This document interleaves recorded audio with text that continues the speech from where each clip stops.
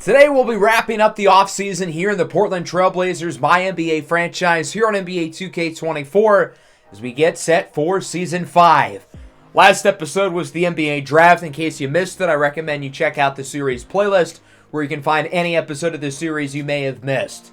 Of course, in the draft, we saw Bryson Franklin out of Oregon go number 1 overall. The Jazz had a big day, keeping their 2 top 10 picks while acquiring Tyrese Maxey from the 76ers. As for us, we moved up to the 10th pick to select Caleb Marsh, an Australian guard.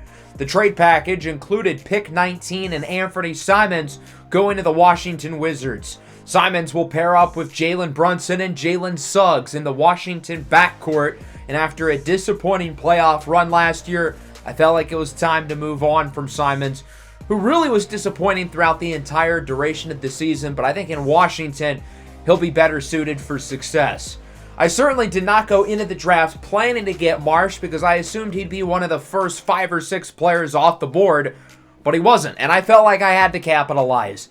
Marsh is a 6'8" guard who's got on and off ball versatility on offense. He's a good playmaker, really good scorer inside. He can defend multiple positions, and it certainly doesn't hurt that he's already played professional basketball in the NBL. Combine that with great athleticism, and I feel like the ceiling for him is sky high. It's really a matter of developing the three-point jump shot, and if he does that, oh man, look out. He is going to be nasty. I tried to move up back into the first round for a big, in particular, Emmanuel Ozuna from UCLA or Ewan Roy from France, but unfortunately we were unable to get either, and presumably adding a backup big is probably on the to-do list here in free agency. We've got a number of guys whose deals are up, most notably Scoot Henderson and Zay Logan are not on this list. Neither of them are under contract this upcoming season. Both Scoot and Zay are restricted, and presumably these are 2 players who we don't want to let go of. We're going to match pretty much anything these guys are offered because I think both of them are certainly key building blocks for us. Obviously, Scoot Henderson's probably going to get close to a max contract, and then for Logan, I feel like he could really break out in the near future, and he's not a guy who I want to slip through the cracks and have join another team. We've got 4 team options. We're going to accept all 4 of them. In terms of other options around the league, the most notable one would be Kevin Durant having his player option declined. Pascal Siakam as well declined his player option, while Jimmy Butler accepts his to return to the Miami Heat. So now that'll bring us into the qualifying offer stage. This is our opportunity to give the QO to a number of guys. We're obviously going to do it with Scoot Henderson and Zay Logan. We've got a few other players who are available for the qualifying offer as well. I wasn't really sure about Fritz Bengaro. I thought about it. I think having him back on the roster might not be the worst idea, though.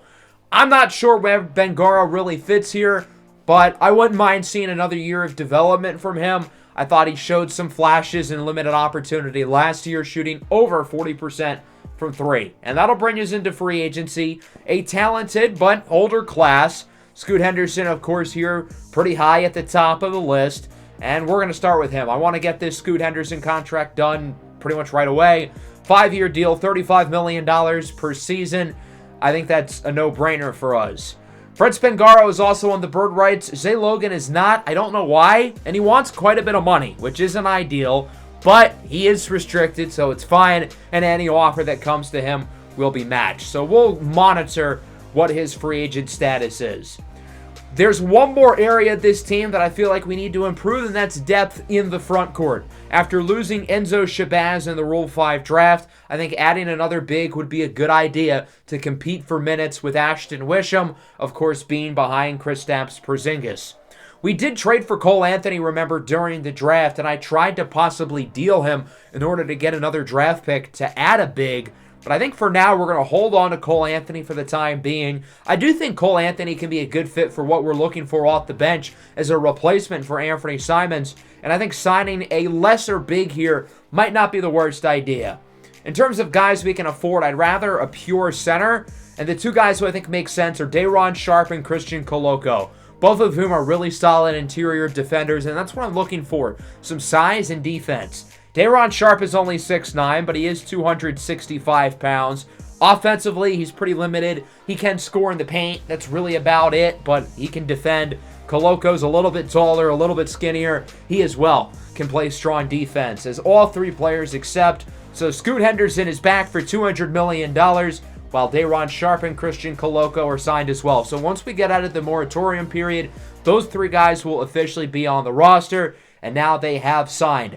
So with that, I don't really think we need to do anything else here in free agency. If Zay Logan gets a deal, we'll look at that and possibly match it. But for now, I think this roster is officially set up with rookies and free agents. And I don't think there's a whole lot for us to do here in free agency. So we're going to simulate here to the end. I want to take a look at free agency for the rest of the league. It is worth noting that Zay Logan has not received any offers, which kind of surprised me. In terms of the free agents left, longtime Blazer Damian Lillard headlines the list, joined by RJ Barrett, who of course was the second option last year for the NBA champion Milwaukee Bucks. Let's take a look at the free agent signings around the rest of the NBA, and there is some interesting movement. We'll start at the top. Kevin Durant leaves Phoenix. He signs with the Miami Heat to pair up with Jimmy Butler and former number 1 draft pick Myron Sheridan. That's a really interesting big three. The Heat will be losing some of their key role players. Tyler Hero is going to be gone. Damian Lillard presumably will not come back. And with that, it's a new look for Miami, with Durant only signing for 1 year. And now it kind of looks like Phoenix might spiral a little bit with his departure. Stephen Curry, Brandon Miller, Scoot Henderson all back. This is where things get weird, though. Trae Young returns to the Hawks after being traded, and Mikal Bridges returns to the Nets after being traded. These guys are trying to pull a Giannis, where he gets traded from Milwaukee, comes back, and wins a championship.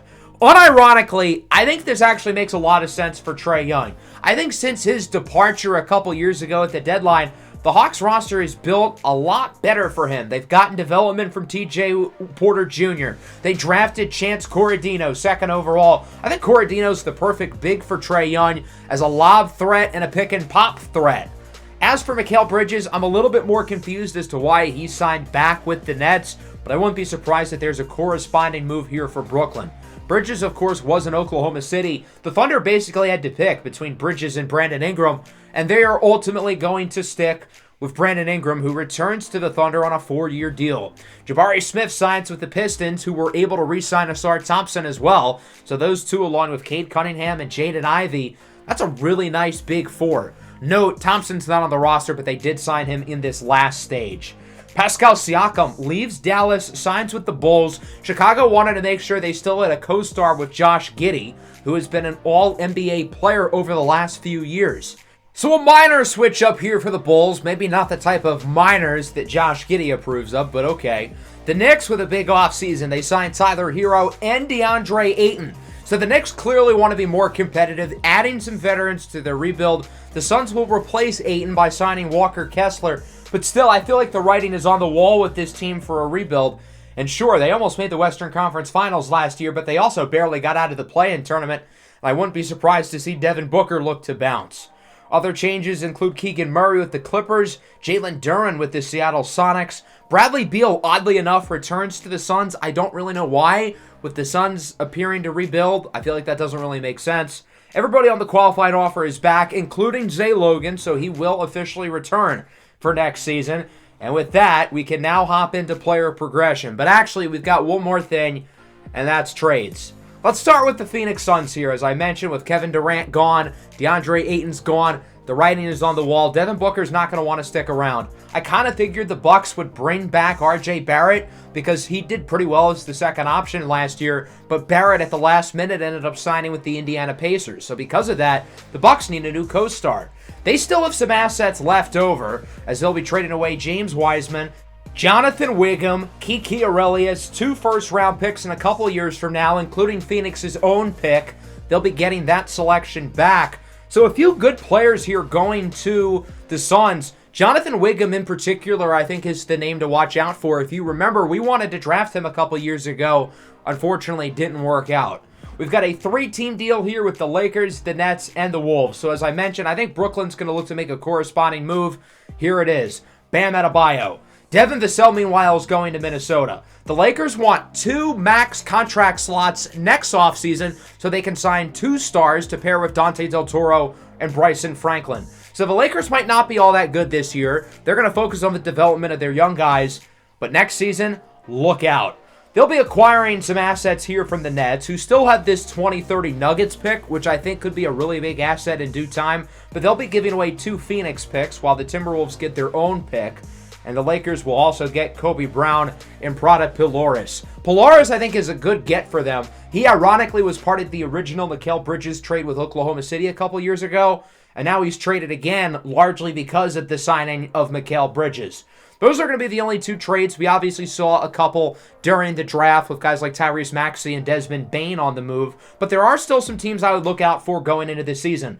The Kings, I think, still have room to add another star. They have plenty of assets despite making the finals. With the Mavericks losing Pascal Siakam, I would look out for them. I think the Jazz still have some assets as well. I think they're going to be big-time players in the trade market.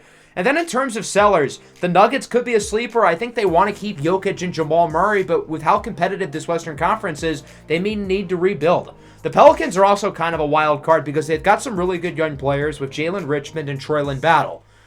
But they were a little disappointing last year, and if they miss out on the playoffs again, I could see De'Aaron Fox and Zion Williamson being in some trade conversation, with Richmond and Battle being the 2 guys they build around. In the East, most of these top teams don't really have flexibility. Maybe Toronto could. Another team who could was Indiana. I thought they'd be looking to rebuild going into the offseason, but they added RJ Barrett. They'll be getting Lauri Markkanen back from injury. I feel like they could be quite good. The Bulls, I think, could look for another guard with losing Trae Young.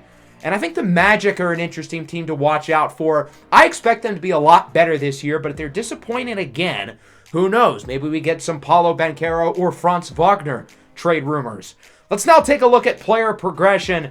And oh boy, whoa, look at that. +8 for Darius Springer. I don't think I've ever seen +8 before. It helped that he won Stud of the Year, but he only got a +2 boost from that. Holy moly. I said that this team needed to get an alpha. Well, here you go. Darius Springer looks unbelievable going into next season. Shaedon Sharp still at 91. Scoot Henderson goes up 2. And then Khalil Griffin goes up 6. He's now an 86 overall. Porzingis is an 86. Ochai's an 83. +3 for Suleiman and Logan. Ashton Wisham goes up by 3 as well. The big dropper, ironically, was Anthony Simons, who goes down by 2. It looks like the trade might have been the right choice. Unironically, I feel like player progression here ends up being a bigger deal than free agency. Let's briefly go through the final bit of the offseason that starts with the Summer League. I'm excited to see some of these young guys in action. I want to make sure Caleb Marsh is starting, getting plenty of playing time.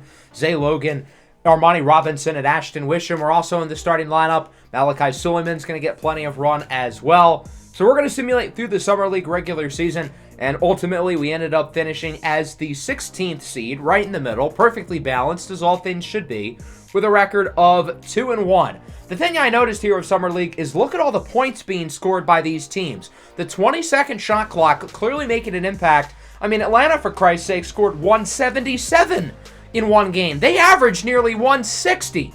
In terms of stats, it was certainly a balanced effort, with Jacoby Walker leading the way in scoring. We had 7 guys in the double figures per game, including Caleb Marsh, who averaged 14, 7, and 5. We're going to play against Minnesota here in the first round of the Summer League playoffs, and we win. We end up taking this one by 11. Kobe Buffkin leads the way with 22. Now we've got the number 1 seed, the 76ers, here in round 2, and we lose, unfortunately, by 19. This Sixers team is loaded. They've got their 3 first-rounders from this year, Abramo Jawai, Damari Radcliffe, and Dominique Dorino, along with some other really talented players. No wonder why they're the 1 seed. Unsurprisingly to me, the Sixers ended up winning the Summer League championship over San Antonio and their 7 draft picks. Elijah Mitchell, the former Spur, leads the way. Maea To'o, another former Spur, ends up having a good game as well for the 76ers. So with that, we'll take a look at the All-Star City with the NBA returning to Seattle. They're going to celebrate by plopping the All-Star game there. Of course, as you guys know with the draft class, same drill as always. Make sure to go join the Discord. Link is in the description if you want to make a player. We have to cut the roster down from 17 to 15, so unfortunately, Auden Banks and Jacoby Walker will be the victims. And with that, we make it into Season 5. The Hornets is our opening game. We've got some big matchups early. The Kings, a Western Conference Finals rematch. OKC's really good. I mentioned New Orleans is a team that I'm going to be watching closely. As for the rotation, the big four will be getting plenty of minutes, with Porzingis, of course, rounding out the starting lineup. I think the only guys safe on the bench right now are Ochai and Logan. Caleb Marsh is obviously going to play quite a bit, but the rest of these guards, Marsh, Anthony, and Suleiman, are going to be competing for minutes. And then these bigs, Sharp, Koloko, and Wisham, are also going to be competing for playing time. So that's going to wrap up the episode. I know this was a quicker one, but there wasn't really that much for us to go over. A pretty simple free agency. Next episode, we'll be starting Season 5. I plan on moving through the regular season a little bit quicker. I want to get through some more seasons as we look to win our first championship of the series. Could this be the year? Make sure to leave a like and subscribe to the channel if you are new. Peace out.